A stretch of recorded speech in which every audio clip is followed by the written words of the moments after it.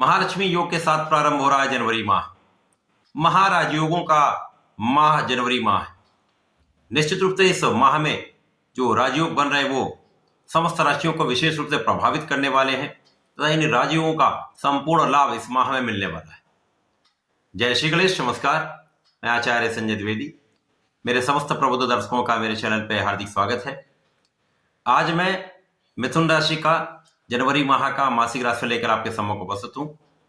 जनवरी माह में जो ग्रहों की स्थितियां तथा जो ग्रहों के परिवर्तन हैं तथा जो महाराज योग बन रहे हैं, जो महालक्ष्मी योग बन रहा है, वो किस प्रकार से आपको लाभ देने वाला है, कहां पर कौन सा भाव प्रबल हो रहा है, कहां कितना लाभ ले पाएंगे, कहां पर समस्या आ सकती है, उसका क्या निराकरण है, संपूर्ण विश्लेषण मैं पूर्ण तर्क के साथ करने जा रहा हूं। प्रिय दर्शकों, ये राशिफल आपके चंद्र राशि पर आधारित है, अर्थात आपकी जन्म कुंडली में यदि 3 नंबर में चंद्रमा विराजमान है तो आपकी मिथुन राशि है।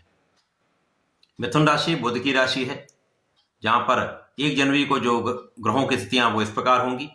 तृतीय भाव में चंद्रमा होंगे, आपके चतुर्थ भाव में केतु का गोचर होगा, आपके षष्ठम भाव में बुध तथा शुक्र होंगे, आपके सप्तम भाव में मंगल के साथ सूर्य का गोचर चल रहा होगा, आपके भाग्य भाव में शनिदेव होंगे जो कि स्वयं भाग्येश हैं, भाग्येश का गोचर भाग्य भाव में।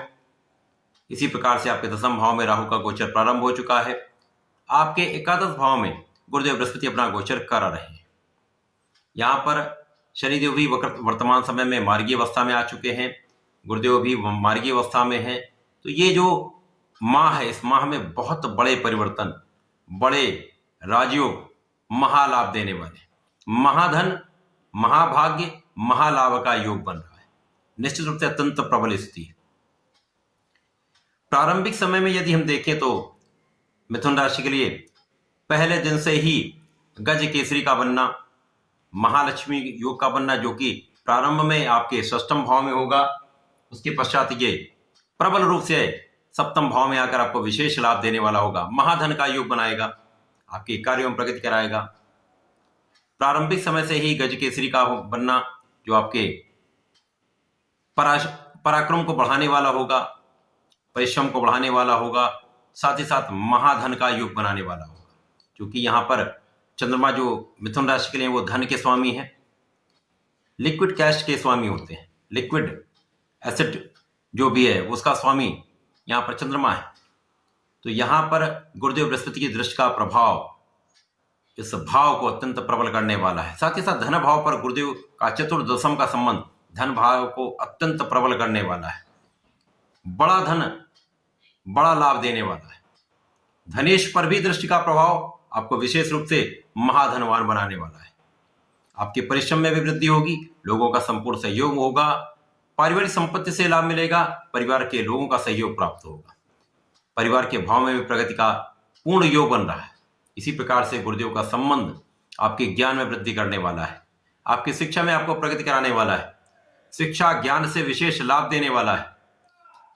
आपके संतान का संपूर्ण सुख आपको प्राप्त हो, संतान बहुत अच्छी रहने वाली, संतान की भी प्रगति का यहाँ पर पूर्ण योग है। साथ ही साथ यहाँ प्रेम संबंधों के लिए समय अत्यंत श्रेष्ठ है। इस समय में जो लोग प्रेम संबंध में है, यदि वो प्रेम को अपने विवाह में परिणत कराना चाहते हैं तो इस समय श्रेष्ठ समय है, समय विवाह किया जा सकता है। विवाह का संपूर्ण योग बन रहा है, प्रबल रूप से विवाह का योग बन रहा है। तो यहाँ पर कहीं पर कोई अवरोध, किसी प्रकार की कोई बाधाएं यहाँ पर नहीं है। इसी प्रकार से गुरुदेव का प्रभाव सूर्य पर भी है, सूर्य के भाव पर भी है। तो निश्चित रूप से इस समय में यदि आप प्रतियोगिता परीक्षा की तैयारी कर रहे हैं, सरकारी नौकरी का प्रयास कर रहे हैं, तो वहां संपूर्ण सफलता मिलेगी। सरकारी कार्यों के लिए यदि आप प्रयासरत हैं, सरकार से कोई कार्य कराना चाह रहे हैं, ये श्रेष्ठ समय यहाँ आपको संपूर्ण लाभ मिलेगा। आपके कार्य निश्चित रूप से बनेंगे। इसी प्रकार सरकारी सेवाओं के जो जातक हैं उनके लिए उन्नति का अवसर प्राप्त होगा, आपको पदोन्नति का योग बन सकता है, आपके लिए अच्छा एक कार्यभार मिल सकता है, आपके कार्य में विस्तार हो सकता है, अथवा मन चाहा आपको स्थानांतरण मिल सकता है। बहुत अच्छा समय है। जो लोग अन्य कार्य क्षेत्र में हैं, व्यापार में हैं, प्रोफेशन में हैं, उनके लिए वृद्धि का अवसर 100% मिलेगा। आपको कई अवसर प्राप्त होने वाले, जिससे आपके धन में वृद्धि का योग संपूर्ण रूप से बनेगा। बड़े ग्रह गुरुदेव बृहस्पति हैं जो लंबी अवधि के लिए होते हैं, यहाँ पर लाभ भाव में होकर विशेष रूप से लाभ भाव को कई सुगुना बढ़ाने वाले हैं।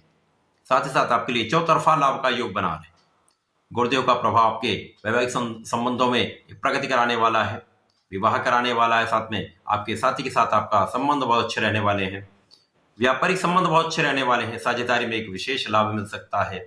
इसी प्रकार से आपके विशेष ज्ञान में वृद्धि करके आपके अध्यात्म में वृद्धि करने का संपूर्ण योग यहाँ पर।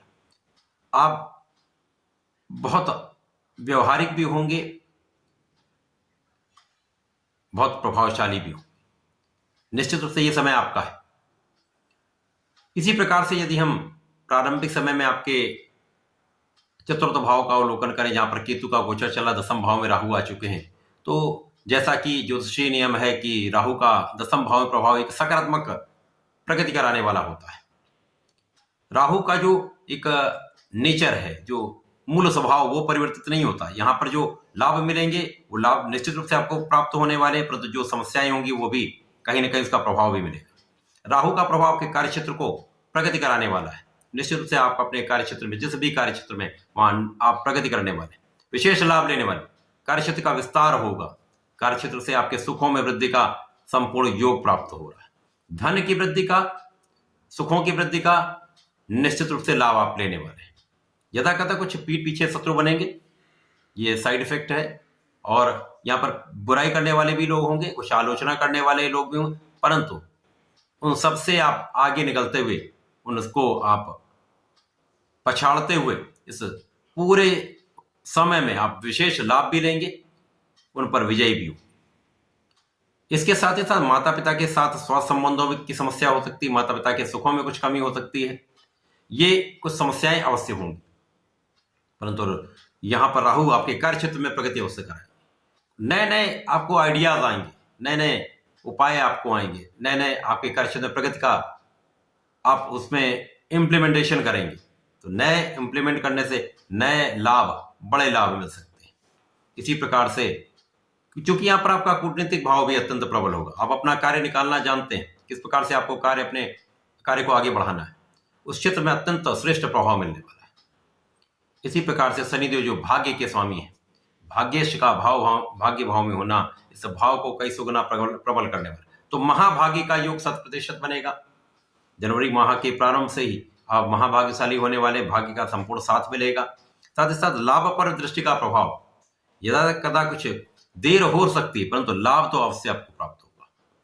शनि की प्रथम दृष्टि कुछ समस्याग्रस्त करती है, परंतु यहाँ पर लाभ भाव पर दृष्टि, जहां पर गुरुदेव बैठे हुए हैं, तो यहाँ पर कुछ देर हो सकती है, परंतु आपको लाभ तो 100% मिलेगा।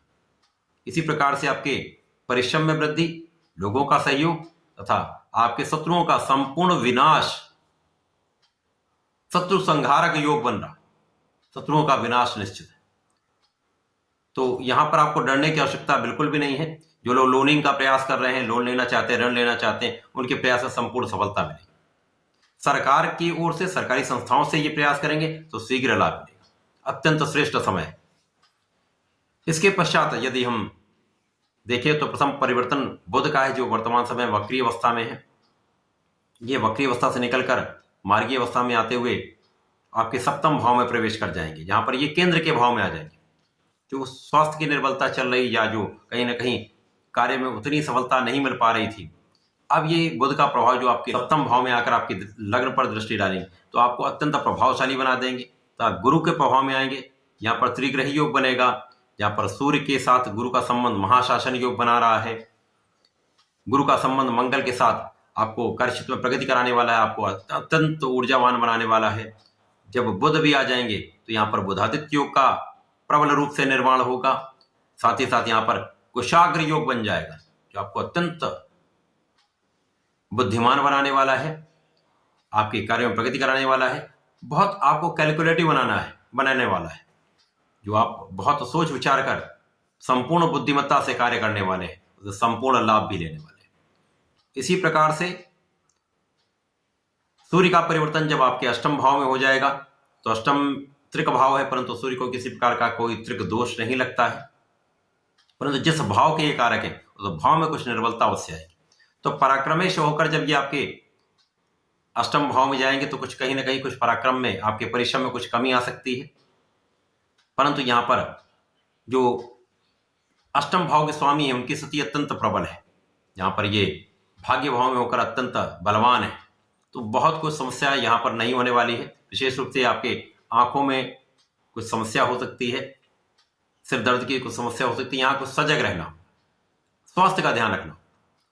इसके पश्चात शुक्राचार्य जो मिथुन राशि के लिए अत्यंत कारक भी हैं, पंचम भाव के स्वामी, विदेश भाव के स्वामी है, यहाँ पर इनका परिवर्तन आपके सप्तम भाव में हो जाएगा। अब सप्तम भाव में जब शुक्र पहुंचेंगे तो यहां पर पुनः महालक्ष्मी योग का निर्माण होगा। जो पहले महालक्ष्मी योग माह के प्रारंभ में बन रहा था वो निर्बल था, अब जो महालक्ष्मी योग बनेगा वो महाधनवान बनाने वाला होगा। ये पूरे माह रहेगा, जहां पर ये आपको धनवान, सामर्थ्यवान, ऐश्वर्यवान बनाएंगे, तो आपके सुख संपत्ति का भाव अत्यंत प्रबल कर देंगे, आपके ज्ञान का भाव अत्यंत प्रबल हो जाएगा। अब यहां पर ज्ञान के स्वामी शुक्राचार्य हैं, बुद्धि के स्वामी बुध हैं, बुद्धि के कारक हैं। इसी प्रकार से लग्न के स्वामी भी बुध हैं, जहां पर गुरुदेव की दृष्टि का प्रभाव पंचम भाव पर भी है, पंचम के स्वामी पर भी है, बुध पर, लग्नेश पर भी है। एक बड़ा लाभ जो बड़ा परिवर्तन करा के आपके जीवन में महाधनवान, महाभाग्यवान तथा महालाभ का योग बना रहा है। तो ये पूरा माह विशेष रूप से अत्यंत लाभकारी है।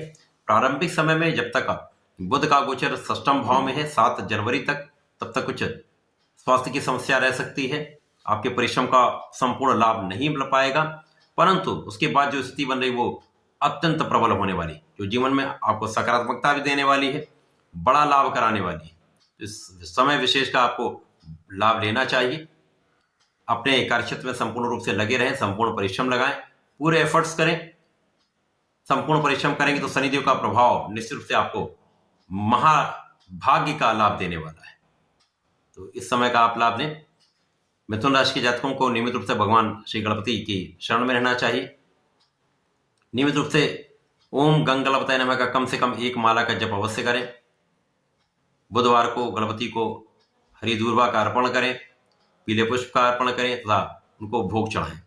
इसके साथ ही साथ यदि बुधवार को गणपति श्रोतम का पाठ कर लेते हैं अथवा श्रवण भी कर लेते हैं तो निश्चित रूप से ये समय आपको विशेष लाभकारी होगा, बड़ा लाभ देने वाला होगा।